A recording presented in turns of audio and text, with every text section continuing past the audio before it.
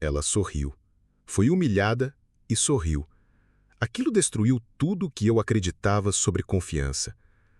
Você já viu alguém ser atacado publicamente e, em vez de revidar, simplesmente sorrir? Não um sorriso de deboche, nem um sorriso fingido. Um sorriso que dizia: "Isso não me pertence." Naquele instante, tudo desmoronou dentro de mim, porque tudo que me ensinaram sobre confiança era uma farsa. Sempre imaginei que confiança fosse a voz firme, o olhar inabalável, a postura ereta de quem domina a sala e impõe respeito. Mas ali, diante de mim, havia alguém que não fez nada disso, e ainda assim, dominava tudo. Você já parou para pensar por que algumas pessoas precisam gritar sua autoconfiança, enquanto outras só precisam estar ali? A mulher em questão tinha sido ridicularizada por colegas de trabalho. Riram do seu projeto, questionaram sua capacidade, tentaram ferir sua identidade. E mesmo assim, ela permaneceu. Não para reagir, mas para existir. "Vocês podem estar certos", ela disse. E o silêncio que se seguiu foi ensurdecedor, porque quem esperava confronto recebeu maturidade. Quem buscava guerra encontrou paz, mas não uma paz frágil, uma paz que empunhava respeito. E foi aí que eu entendi que o que eu chamava de confiança era só o ego travestido de força. Desde cedo nos ensinaram que confiança é domínio, é vencer a discussão, é parecer inabalável mesmo quando tudo em você treme por dentro. Só que isso não é confiança, é defesa. É a carcaça do animal ferido. É o grito desesperado de quem precisa parecer inteiro porque tem medo de estar quebrado. Confiança real não grita. Confiança real não argumenta por necessidade. Confiança real não disputa a última palavra. Ela não vive para convencer. Ela não precisa se justificar. Ela só existe. Imagine o mar batendo contra um rochedo. As ondas vêm, furiosas, tentando destruí-lo, mas o rochedo permanece. Ele não contra-ataca. Ele não se agita. Ele não precisa provar sua solidez. A confiança verdadeira é esse rochedo. Ela não se move ao sabor das emoções alheias. Ela não cede à provocação. Ela não se agarra à necessidade de ter razão. Ela apenas é. Talvez a maior mentira que nos contaram é que confiança é algo que você faz. Mas a verdade é brutal. Confiança não se faz. Confiança se permite. Quando você para de tentar parecer forte, a força emerge sozinha. Quando você para de tentar controlar como será percebido, a sua presença se torna magnética. E essa força, silenciosa, estável, irreverente ao caos, é a força que ninguém consegue abalar. Mas se a confiança verdadeira não reage, o que a maioria está fazendo quando acha que está sendo confiante? Vamos dissecar as máscaras que confundimos com poder e por que elas nos enfraquecem mais do que nos protegem. Quanto mais alto alguém grita, mais profundo é o medo que tenta esconder. Existe um padrão curioso que poucos percebem. As pessoas mais barulhentas numa sala são quase sempre as menos seguras dentro de si. Você já viu isso acontecer? Aquele sujeito que interrompe os outros, que impõe suas ideias como verdades absolutas, que domina os espaços com postura inflada e frases de efeito. Ele parece confiante, mas observe de perto. Ele não escuta. Ele se protege. Ele não está ali para dialogar. Ele está ali para sobreviver. A psicologia social nos ensinou que todo comportamento é uma tentativa de satisfazer uma necessidade interna. Então, o que alguém que precisa dominar a conversa está, na verdade, buscando? Controle? Validação? Território emocional? Porque a verdade é incômoda. Quanto mais alguém depende da reação dos outros para se sentir forte, menos força tem de verdade. Aqui está o contraste brutal. O inseguro fala demais. O confiante escuta. O inseguro precisa convencer. O confiante sabe o que sabe. O inseguro busca a atenção. O confiante já está presente. E o que mais denuncia? A pressa. Pessoas frágeis emocionalmente têm pressa de serem ouvidas, aceitas, entendidas. Pessoas centradas sabem que têm tempo. Não competem por espaço. Elas têm raiz. Existe uma confiança de vitrine, de LinkedIn, de palco. Ela é ensaiada, estilizada, instagramável. Essa confiança performática vive de frases feitas, poses calculadas e palavras afiadas. Mas morre com a primeira crítica real. Porque ela não tem base, só aparência.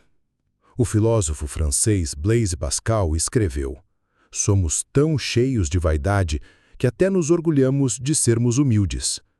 E seu ego?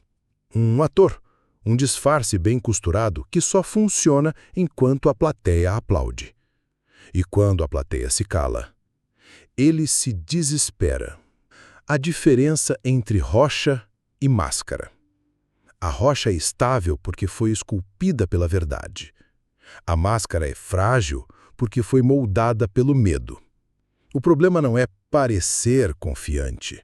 O problema é não saber quem você é quando o personagem sai de cena. A confiança genuína nasce quando você não precisa mais parecer nada. Quando você não está tentando vencer ninguém. Quando você não precisa provar valor para se sentir valioso. Vamos sair da teoria e entrar no corpo. O que a linguagem corporal revela e esconde sobre a sua confiança? E por que o corpo mente, mas o inconsciente revela? Vamos dissecar a falsa segurança encenada e entender como o cérebro responde à verdadeira presença. Seu corpo fala, e quando mente, o inconsciente grita. Durante muito tempo, acreditou-se que a postura era o caminho para a confiança. Peito estufado, queixo erguido, braços abertos, voz firme. Amy Cuddy, psicóloga de Harvard, levou essa ideia ao extremo. Conduziu experimentos mostrando que adotar poses de poder por apenas 2 minutos podia aumentar a testosterona e reduzir o cortisol. Parecia revolucionário, finja até se tornar. Mas a ciência, como sempre, tem camadas. Pesquisas posteriores descobriram que os líderes que mais exibiam esses sinais clássicos de dominância tomavam decisões piores. Por quê? Porque estavam operando de fora para dentro, criando tensão, não presença, encenação, não estabilidade. A performance corporal tem um preço. O problema não está no gesto, está na intenção por trás dele. Quando você precisa forçar presença, você ativa o sistema nervoso simpático, o modo luta ou fuga. É como colocar armadura para andar na praia. Protege, mas limita. Impõe, mas desconecta. A verdadeira confiança corporal não vem da pose. Vem da energia silenciosa que você emana quando não está tentando controlar a percepção do outro. Neurocientistas da UCLA descobriram que o cérebro humano possui uma habilidade chamada detecção de autenticidade. Em milissegundos, lemos microexpressões faciais, ritmo de voz e até pequenas flutuações na dilatação da pupila para determinar essa pessoa está sendo ela mesma ou está fingindo. E isso acontece antes mesmo da linguagem verbal. Você já se sentiu incomodado com alguém que parecia perfeito demais? Seu radar interno identificou a desconexão entre gesto e intenção. Por outro lado, Já encontrou alguém sem grandes aparências, mas que te transmitia calma, firmeza e confiança com um simples olhar? Isso é o corpo falando a verdade. Não na voz, não na pose, não no argumento. Respiração calma, profunda, sem pressa de responder. É a primeira coisa que se dissolve quando estamos inseguros, e a primeira coisa que se estabiliza quando estamos inteiros. Você quer dominar uma sala? Comece dominando sua própria respiração. Quer ser ouvido com atenção? Aprenda a fazer pausas. Quer ser levado a sério? Chegue, sem barulho. A verdade bruta. O corpo pode ser treinado para simular poder, mas só a mente estável sustenta isso sem colapsar.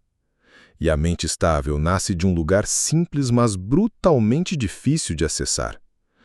Paz com quem você é, quando ninguém está olhando. Mas se a verdadeira confiança começa internamente, o que acontece no cérebro das pessoas que conseguem manter essa calma sob pressão? Que parte da mente está ativa quando elas não reagem? Vamos entrar nos bastidores neurológicos da confiança e revelar o que separa a reação animal da resposta consciente. Não é o que você sente, é o que você faz com o que sente. Imagine que você está em público e alguém te humilha. Você sente a pulsação disparar, o calor subir, sua garganta se fecha. Seus punhos se contraem. Todo dentro de você quer revidar. Ferir de volta. Provar que está certo. Nesse instante, duas estruturas do seu cérebro travam uma guerra silenciosa. De um lado, a amígdala, o centro emocional ancestral, responsável por detectar ameaças e acionar reações imediatas, ataque, fuga ou congelamento. Do outro, o córtex pré-frontal, a parte mais nobre do cérebro humano, onde habitam a razão, o discernimento, o autocontrole. Pessoas inseguras agem com a amígdala. Pessoas confiantes escolhem responder com o córtex. Daniel Siegel, neuropsiquiatra da UCLA, cunhou um termo: mente integrativa. É a habilidade de perceber o caos sem ser engolido por ele, de escutar uma crítica sem internalizá-la como identidade, de fazer pausas onde os outros disparam respostas. Esse é o verdadeiro poder oculto dos emocionalmente maduros. Eles não reagem, eles respondem. Parece simples, mas é revolucionário, porque responder exige um tipo de força que não se vê. Uma força que não depende da circunstância, mas da regulação emocional interna. Em 2016, durante uma conferência global, Melinda Gates foi publicamente confrontada por um investidor que questionou sua autoridade em liderar iniciativas filantrópicas. A sala gelou. Todos esperavam uma resposta defensiva, uma retaliação, um contra-ataque. Mas ela apenas pausou, respirou e disse: "Essa é uma perspectiva interessante. Posso te perguntar que experiência específica te leva a essa conclusão?" Simples assim. Zero ego, zero agressão, só curiosidade sincera. A tensão na sala se dissolveu e sua autoridade se multiplicou. Regulação emocional não é ausência de emoção, é governança emocional e exige energia. O córtex pré-frontal consome mais glicose que qualquer outra parte do cérebro. Pensar com clareza sob pressão é um ato bioquimicamente caro. Por isso poucas pessoas conseguem. Elas não falham por fraqueza, falham por falta de treino. Mas quando você fortalece esse músculo, o de pausar antes de agir, algo muda para sempre. Você deixa de ser um animal condicionado e vira um ser humano consciente. A verdade incômoda. Quanto menos controle emocional você tem, mais manipulável você se torna. Querem te irritar? Desestabilizar?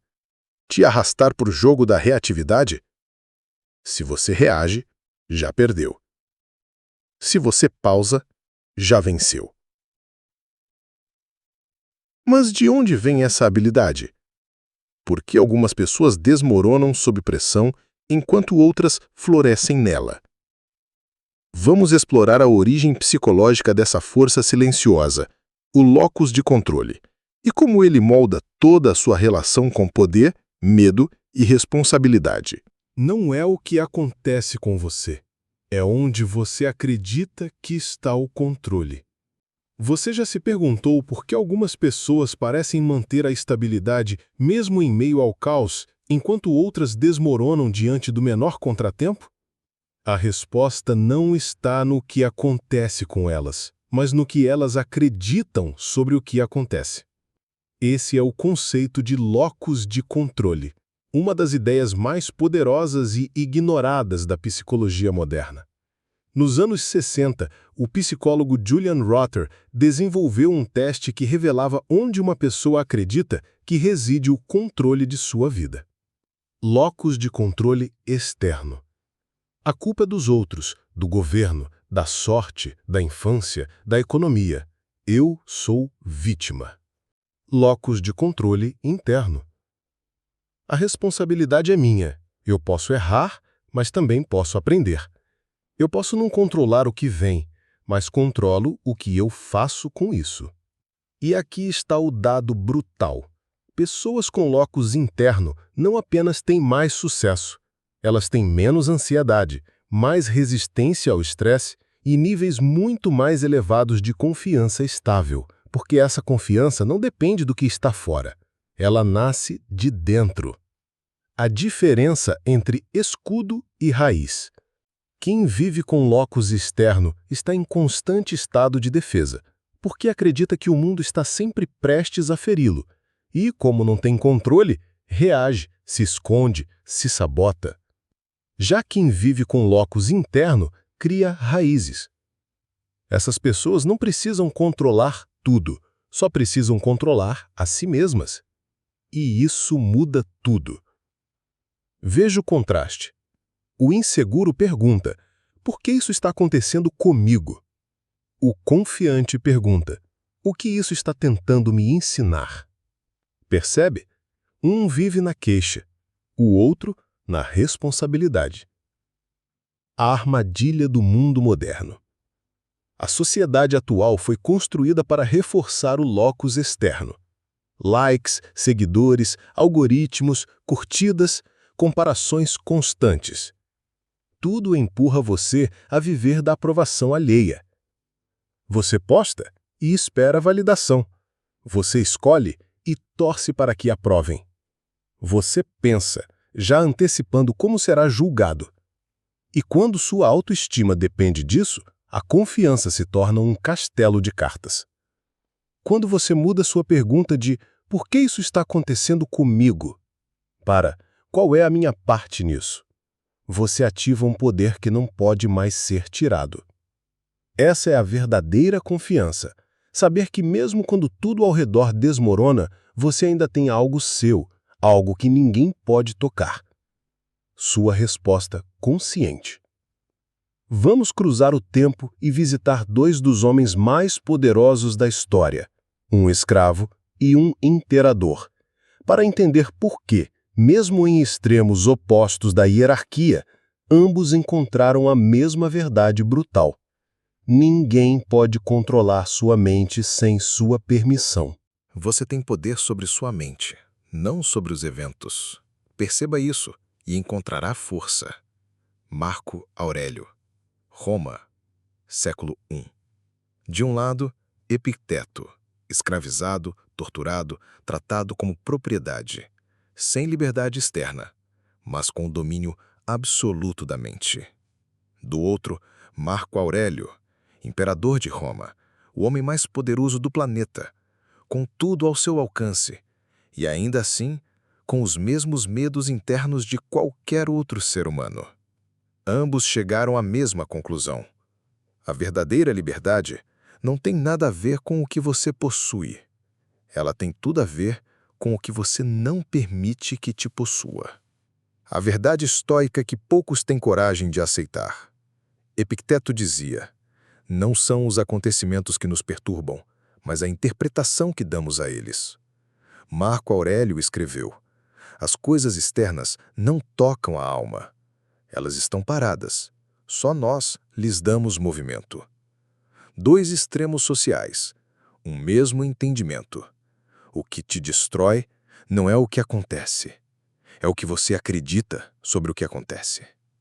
Vivemos numa era onde o olhar do outro tem mais peso que a própria consciência. Você não fala o que pensa porque tem medo da reação. Você não age como deseja porque tem medo de ser julgado. Mas Marco Aurélio escreveu em seu diário para si mesmo a seguinte frase brutal: pare de discutir o que é ser um homem bom. Seja um. A confiança real não faz barulho. Ela é uma prática, uma presença, um ato repetido de integridade, mesmo quando ninguém está olhando. Imagine uma tempestade, relâmpagos, trovões, caos. Agora, imagine alguém sentado no centro, em silêncio. Epicteto viveu assim, com a alma em paz, mesmo enquanto era tratado como coisa. Porque ele entendeu que o que está fora é apenas cenário, mas o que está dentro é escolha. E enquanto você tiver essa escolha, você tem poder. A força não está em ter controle sobre tudo, está em não precisar ter. O verdadeiro poder não é sobre dominar os outros, é sobre não ser dominado pelo próprio ego. Você quer confiança? Não busque no aplauso, busque no silêncio depois da tempestade. Se ali você ainda estiver inteiro, você venceu. Mas e quando o ego entra em cena disfarçado de razão? Quando usamos nossa inteligência para proteger nossa fragilidade? Vamos expor os bastidores do ego performático e revelar por que admitir um erro pode ser o maior ato de autoridade de um líder. Admitir um erro não diminui sua autoridade. Exige ter mais dela do que a maioria jamais vai alcançar. Amazon, 2003. Sala de reunião. Jeff Bezos está no meio de uma apresentação estratégica que custou à empresa 200 milhões de dólares. A aposta parecia promissora, até que um executivo mais jovem levanta a mão e apresenta dados que desmontam tudo. Todos esperam que o CEO mais visionário do mundo vá contra-atacar, que defenda a sua ideia com unhas e dentes. Mas o que ele faz? Para, lê os dados e diz: eu estava errado. Vamos mudar de direção. 3 palavras. Nenhuma tentativa de salvar o orgulho. Nenhuma justificativa, nenhuma enrolação. Apenas clareza. E naquele instante, o respeito por ele aumentou. A maioria das pessoas vive aprisionada por uma armadilha invisível. A necessidade de estar certa. Elas não querem a verdade, querem ter razão. E quando a verdade as contraria, elas negam, resistem, distorcem. Porque admitir o erro significaria reconhecer que não são invencíveis. Só que aqui está a ironia brutal. A capacidade de admitir um erro é o que constrói verdadeira invencibilidade. Porque o mundo muda, os fatos mudam, o contexto muda. Mas o ego quer permanecer imóvel. A psicóloga Carol Dweck passou décadas estudando por que algumas pessoas se tornam grandes enquanto outras estagnam. Ela descobriu 2 perfis mentais. Mentalidade fixa. Acredita que suas capacidades são estáticas, erros são ameaças, feedback é dor. Mentalidade de crescimento. Acredita que pode evoluir. Erros são dados, feedback é oportunidade. As pessoas com mentalidade fixa vivem defendendo uma imagem, as outras constroem realidade.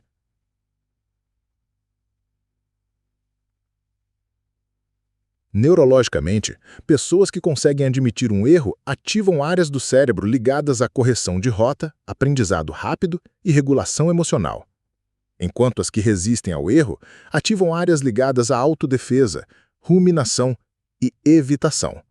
Ou seja, quem mais precisa parecer forte é quem menos está crescendo. O paradoxo brutal. Quando você para de se proteger da verdade, você começa a se transformar por ela. A confiança real não vem de nunca errar. Ela vem da certeza de que você pode errar e, ainda assim, se levantar maior. Então vamos tirar o verniz da autoconfiança falsa de vez e revelar o vício que está por trás da maioria das ações das pessoas inseguras. A necessidade crônica de aprovação. Vamos mostrar como isso te enfraquece e o que acontece quando você desliga esse sistema. Toda vez que você age esperando aplauso, você entrega um pedaço da sua liberdade. As pessoas não vivem mais, elas se apresentam. Vivem de performance, de frases bem colocadas, de roupas pensadas para o feed, de decisões pautadas por o que vão pensar. Mas ninguém percebe o custo real disso. Porque a necessidade de aprovação é uma droga. E como toda droga, ela te alivia no instante e te enfraquece no longo prazo. Você faz algo genuíno. Alguém te valida. Seu cérebro libera dopamina. Você associa. Ser eu mesmo é bom se for aprovado. Na próxima vez, você hesita. Você adapta. Você edita a si mesmo. E pouco a pouco, você desaparece. Você começa a se enxergar apenas pelos olhos dos outros. O que pensam? O que acham da sua aparência, do seu trabalho, do seu valor? Sua identidade vira um espelho, feito de fragmentos. Cada fragmento é uma opinião, um julgamento, um like, um olhar torto. E quando um deles quebra, você também racha. Redes sociais nos condicionaram a viver sob holofotes imaginários. Você posta e espera. Você observa e compara. Você se corrige, mesmo sem ser criticado. Vivemos numa sociedade onde o silêncio do outro já é interpretado como rejeição. E isso é devastador para a autoconfiança. Porque você passa a medir seu valor com uma régua que nunca foi sua. O escritor Matthew Lieberman descobriu algo poderoso. Quando você interrompe conscientemente o hábito de antecipar como será percebido, seu cérebro libera recursos cognitivos enormes. É como fechar 50 abas desnecessárias no seu computador. Sobra memória para criar, pensar, sentir, estar presente. E o mais curioso, quando você para de tentar impressionar, você impressiona mais. Quando para de tentar ser interessante, se torna mais interessante. Quando para de tentar ser amado, se torna mais amável. Porque você não está mais pedindo, você está oferecendo. A verdade nua e crua. Enquanto sua autoestima depender da reação de outras pessoas, você será escravo de quem nem sabe que tem as chaves da sua prisão. E isso precisa parar. Mas o que acontece quando você faz algo ainda mais radical? Quando você não só ignora a opinião dos outros, mas aceita que será mal interpretado. Vamos explorar a coragem de ser incompreendido e porque esse é o selo secreto das mentes mais confiantes da história. Se você precisa ser compreendido para se sentir inteiro, você será refém da aprovação até o último suspiro. A maioria das pessoas quer ser aceita, quer ser compreendida, quer que o mundo diga, você está certo. Mas os que realmente mudam o mundo e a si mesmos carregam uma marca silenciosa. Eles não têm medo de serem mal interpretados. O DNA dos espíritos livres. Nietzsche chamou essas pessoas de espíritos livres.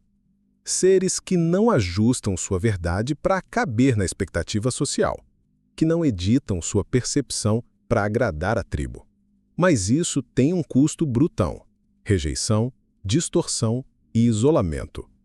Ignaz Semmelweis descobriu que lavar as mãos antes das cirurgias salvava vidas. Foi ridicularizado, banido, morreu sem ver sua verdade aceita. Décadas depois, ele foi reconhecido como o pai da medicina moderna.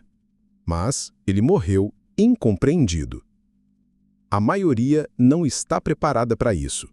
Por isso escolhe se calar, por isso escolhe se moldar, porque quer evitar o desconforto de estar sozinho numa verdade que ninguém reconhece. Mas aqui está a verdade incômoda. Toda ideia revolucionária foi antes uma heresia. Toda verdade profunda foi antes um insulto. Se você quer viver uma vida sem conflito, terá que abandonar sua alma, porque a autenticidade sempre confronta. O paradoxo mais poderoso. Quanto mais você tenta ser compreendido por todos, mais genérico você se torna. Quanto mais você dilui sua essência para caber em todas as formas, mais perde sua forma. Mas, quando você aceita que nem todos vão te entender, algo muda. Você atrai os que realmente veem em você. A escolha que define sua liberdade. Você quer ser amado por todos, superficialmente? Ou profundamente reconhecido por poucos e ser inteiro? A maioria escolhe o conforto, mas os verdadeiramente confiantes escolhem a verdade, mesmo que, por um tempo, ela doa. Estamos chegando ao final, e agora vem o ponto mais delicado. Porque, talvez, depois de tudo isso, a pergunta certa nunca tenha sido como ser mais confiante. Mas sim, o que está me impedindo de simplesmente ser quem eu sou? Vamos destruir de vez o mito da autoconfiança e revelar o que realmente liberta você de toda essa performance. A pessoa mais confiante que conheci me disse: "Eu não sou confiante, só não tenho medo de ser eu mesma."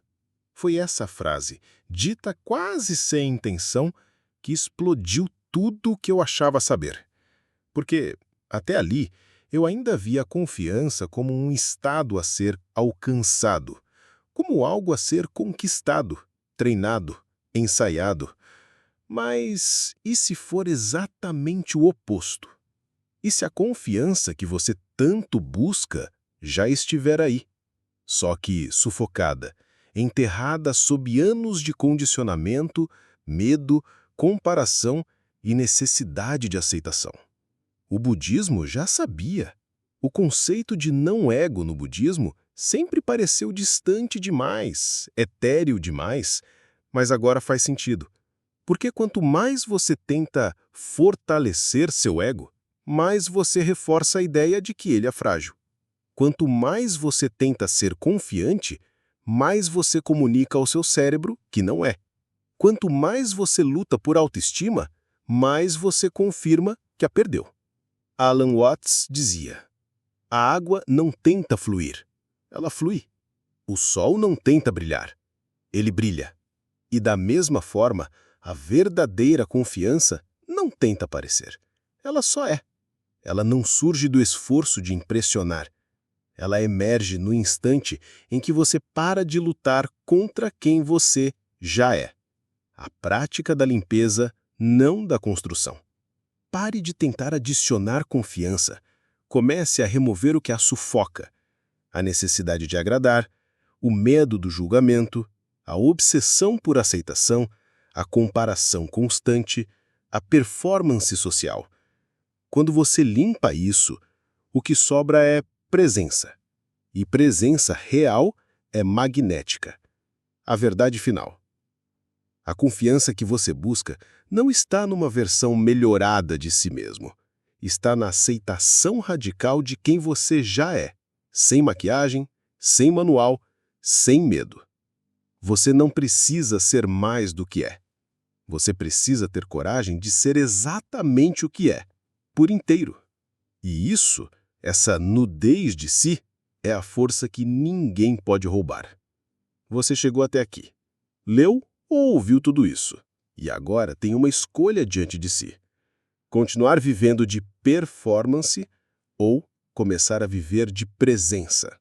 A partir de hoje, você pode parar de tentar parecer forte e começar a agir com a calma de quem sabe que não precisa se defender. Porque confiança não é sobre ser invencível, é sobre não temer sua própria humanidade. E isso ninguém pode tirar de você.